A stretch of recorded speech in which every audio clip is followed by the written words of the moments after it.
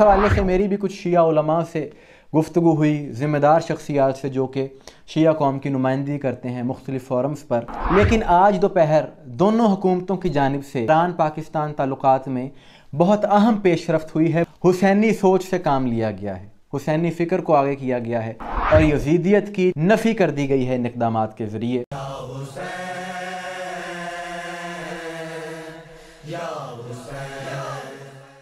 बिस्मिल्लाहिर्रहमानिर्रहीम, सलामुन अलैकुम मोमिनीन इकराम। उम्मीद है आप सब खैर आफियत से होंगे। इस वक्त पाकिस्तान में मीडिया पर हर जगह मुल्क में सबसे ज़्यादा जिस इशू पर बात हो रही है वो है पाकिस्तान और ईरान के हालात के हवाले से। और ये इशू, ये मुद्दा इसलिए भी इतना अहम है, इंतहाई अहमियत का हामिल है कि इसमें एक मजहबी पहलू मौजूद है। यानी आज से पहले अफ़गानिस्तान की जानिब से भी इस तरह के हमले हुए, इंडिया की जानिब से भी हमले हुए, उन्हें मुँह तोड़ जवाब दिया गया, ईरान को भी दिया गया। लेकिन इस इशू को ज़्यादा इस पर बहस इसलिए की जा रही है क्योंकि इसमें एक मसलकी पहलू, एक मजहबी पहलू बहुत ज़्यादा मौजूद है और कुछ तकफ़ीरी, कुछ शिद्दत पसंद सोच रखने वाले लोग जो कि पाकिस्तान में मौजूद हैं, वो इस मसले के तहत फ़िरक़ावारियत फैला रहे हैं और मज़ीद फैला सकते हैं। उसकी छोटी सी मिसाल यह है कि जब पाकिस्तान पर ईरान ने पहले हमला किया तो उस रात कराची की यूनिवर्सिटी में कुछ तकफ़ीरी मौलवियों ने शिया मसलक की मस्जिद पर हमला कर दिया, वहाँ पर तशद्दुद किया, शिया तलबा पर मस्जिद की बेहुरमती की, सिर्फ़ इस वजह से कि ये शिया हैं और इनकी ईरान के साथ मोहब्बत है, ये ईरान को अच्छा समझते हैं। यानी इस चीज़ को बुनियाद बनाकर उन्होंने वहाँ पर फसाद बर्पा किया। और ये तो एक छोटी सी मिसाल है जो मैंने आपके सामने रखी। इसके अलावा और बहुत से पहलू हैं, बहुत से मसाइल हैं जो कि मरबूत हैं ईरान पाकिस्तान के इन्हीं रिलेशंस के साथ। तो जब 17 जनवरी 2024 ईरान ने पंजगोर में हमला किया पाकिस्तान पर, तो तब बहुत से लोगों में इज़्तिराब पाया जाता था, बहुत से सवालात ने जन्म लिया कि पाकिस्तान का रद्द-ए-अमल क्या होगा, पाकिस्तान इसका रिस्पॉन्स कैसे करेगा। लेकिन अल्हम्दुलिल्लाह पाकिस्तानी अफवाज ने हमेशा की तरह पाकिस्तान की सालमियत और पाकिस्तान की हुर्मत का दिफा करते हुए ईरान को जवाब दिया और अगले ही रोज़ ईरान की सरहद के 40 किलोमीटर अंदर दहशतगर्दों के ठिकानों पर हमला किया, जिसके नतीजे में 7 से ज़ायद दहशतगर्द फिन्नार हुए। और ईरानी मिनिस्ट्री ने इस बात का इकरार किया, किसी ईरानी शहरी का जानी नुकसान नहीं हुआ, बल्कि ये साथ के साथ ख़तरनाक दहशतगर्द थे जो कि इंतहाई मतलूब थे। अब पाकिस्तान के रद्द-ए-अमल के बाद इस सोच ने जन्म लिया कि अब हालात किस करवट पलटा खाएंगे। ज़ाहिर है अब ये पाकिस्तान ने भी हमला कर दिया है, क्या ये ऐलान जंग है, क्या दोनों ममालिक की अब लड़ाई शुरू हो जाएगी एक मुस्तकिल।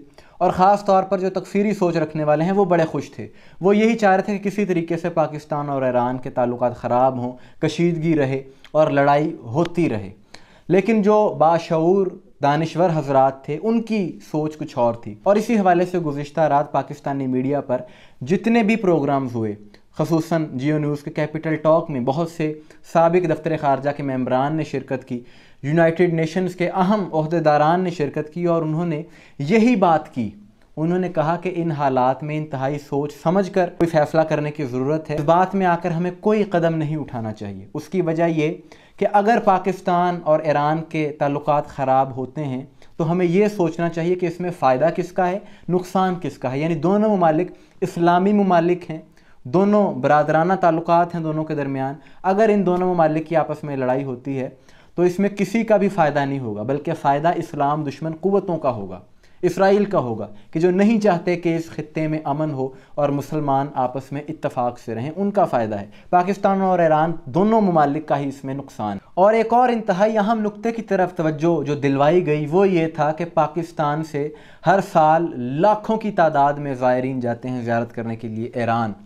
वहाँ पर यानी मजहबी वाबस्तगी बहुत ज़्यादा है पाकिस्तान के लोगों की, इस नुक्ते को भी नज़रअंदाज नहीं किया जा सकता। ये सारी चीज़ें मीडिया पर डिस्कस हुई। इस हवाले से मेरी भी कुछ शिया उलमा से गुफ्तगू हुई, ज़िम्मेदार शख्सियात से जो कि शिया कौम की नुमाइंदगी करते हैं मुख्तलिफ फोरम्स पर, और उनसे मैंने पूछा कि आपका मौक़िफ़ क्या है। तो उन सब का यही कहना था कि पाकिस्तान हमारे ईमान का हिस्सा है, हम दिलो जान से पाकिस्तान के साथ हैं, लेकिन इस वक्त ہمیں اسلام دشمن قوتوں کی جو سازشیں ہیں ان کو بھی سمجھنے کی ضرورت ہے کہ ان کے مقاصد کیا ہیں۔ وہ یہی چاہتے ہیں کہ مسلمان آپس میں لڑتے رہیں۔ باقی جو پاک فوج نے یہ عمل کیا ہے یہ ایک بہترین عمل کیا ہے۔ تو یہ ساری تو عوامی رائے تھی، علماء کی رائے تھی، اور ٹی وی پر جو میڈیا پر دانشور حضرات رائے دے رہے تھے یہ وہ تھی۔ لیکن آج دوپہر دونوں حکومتوں کی جانب سے انتہائی مثبت رویہ دکھایا گیا ہے اور ایران پاکستان تعلقات میں بہت اہم پیش رفت ہوئی ہے، مثبت پیش رفت ہوئی ہے، اور میں سمجھتا ہوں کہ دونوں ممالک کی جانب سے حسینی سوچ سے کام لیا گیا ہے، حسینی فکر کو آگے کیا گیا ہے، اور یزیدیت کی، تکفیریت کی نفی کر دی گئی ہے ان اقدامات کے ذریعے۔ ایرانی سفارتکار سید رسول موسوی نے ٹویٹر پر ایرانی وزارت خارجہ کے ایک ڈاکومنٹ کو، ایک لیٹر کو شیئر کیا، اور ساتھ میں انہوں نے ایک پیغام لکھا۔ انہوں نے کہا کہ مجھے یقین ہے کہ ہمارے ملک کی وزارت خارجہ کا بیان ایران اور پاکستان کے درمیان پیدا ہونے والی کشیدگی کی لہروں کا خاتمہ ہے، اور دونوں ممالک کے رہنما اور اعلیٰ حکام جانتے ہیں کہ دونوں پڑوسی ممالک کے درمیان موجود کشیدگی سے صرف دہشت گرد اور دونوں ممالک کے دشمن فائدہ اٹھائیں گے۔ ان کے اس ٹویٹ کے جواب میں پاکستانی فارن منسٹری کے ڈپلومیٹ رحیم حیات قریشی نے انہیں جواب دیتے ہوئے یہ کہا، میرے پیارے بھائی، میں آپ کے جذبات کا جواب دیتا ہوں کہ ایران اور پاکستان کے آپس میں برادرانہ تعلقات ہیں۔ مثبت بات چیت کے ذریعے تمام مسائل کو حل کرنے کے لیے آگے بڑھیں گے، اور ہمیں اعتماد کو بحال کرنا ہے جس کی وجہ سے ہمارے تعلق ہمیشہ قائم ہیں، اور دہشت گردی کے خلاف کارروائی کرنا ہم دونوں ممالک کی مشترکہ مشن اور ہدف ہے۔ تو میں سمجھتا ہوں کہ یہ ایک بہت ہی اچھی پیش رفت ہے دونوں ممالک کے تعلقات کے حوالے سے، دونوں ممالک کے درمیان، کہ دونوں ممالک اسلامی ممالک ہیں، ایک دوسرے سے دیرینہ تعلقات ہیں، دیرینہ دوستی ہے۔ اور ایرانی وزارت خارجہ کی جانب سے بھی جو یہ لیٹر جاری کیا گیا ہے اس میں انہوں نے یہی بات واضح کی ہے کہ ہماری طرف سے جو یہ عمل کیا گیا، ہمارا مقصد، ہمارا ہدف پاکستانی افواج نہیں تھا، پاکستانی حکومت نہیں تھا، بلکہ وہ شدت پسند اور دہشت گرد تھے۔